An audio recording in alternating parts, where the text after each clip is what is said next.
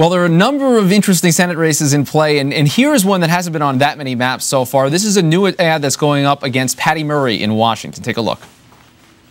Oh, Patty, we had such high hopes that you were different, one of us. Then you wore your tennis shoes out on our backs. Small business, Washington families, and children. You pushed the largest increase in federal spending ever, raised taxes on small businesses. You cost us jobs.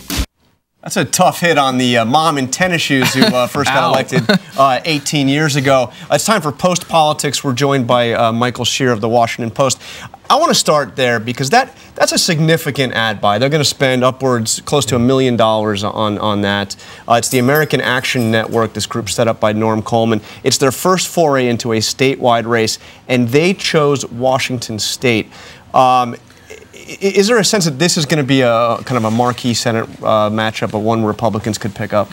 I think so. I mean, let's remember, so there's two things to think about here. One is the big number that Republicans have in the Senate is 10. They have to pick up 10 Senate seats. That's a huge number, right? But the other thing to think about is the idea of a wave. And, you know, when you start seeing ads like this, you start getting a sense that folks who are on the side of the minority are feeling a wave, and they're feeling like they want to get on that and ride races that you might not have even thought of a very short time ago. Wisconsin, absolutely. California. And I remember, I mean, I covered the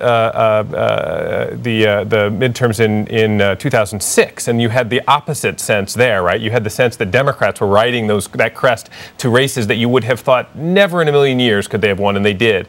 And so, you know, I think that ad, which is, let's face it, pretty tough, and if there's real money behind it, gives you a sense of what's going on in the rest of the country. And a lot of this we're seeing it play out in the polling as well. There's a new ABC News Washington Post poll that was out today, and here's an interesting one. Asking people their preference, do you want Democrats to stay in charge? You want to give it to the Republicans? 8-point edge there on that sort of generic ballot of who do you want to be in charge? That's a big reversal. I mean, it's, you know, going back even as late as last year, people will say they want Democrats to stay in control. That's gone now. Right. Well, look, my son, who's 10, you know, always says the school is about a popularity contest. One of the things that came out of this poll is that nobody, and I'm sure my pollster would take issue with this, a little bit of an overstatement, but nobody likes anybody in this poll. You know, as unpopular as the president is getting, Democrats in Congress are even more unpopular, Republicans even more than that.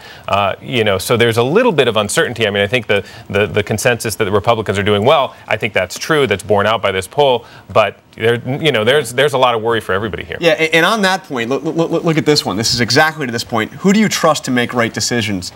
Democrats 32%, Republicans 26%. You know, I mean, we're going to rush to the people that we don't think are going to make good decisions, right? I mean, the biggest number there would be nobody. I don't trust any of these guys. Yeah, and you know, having said that, I think that the number that you mentioned about who do we want in charge?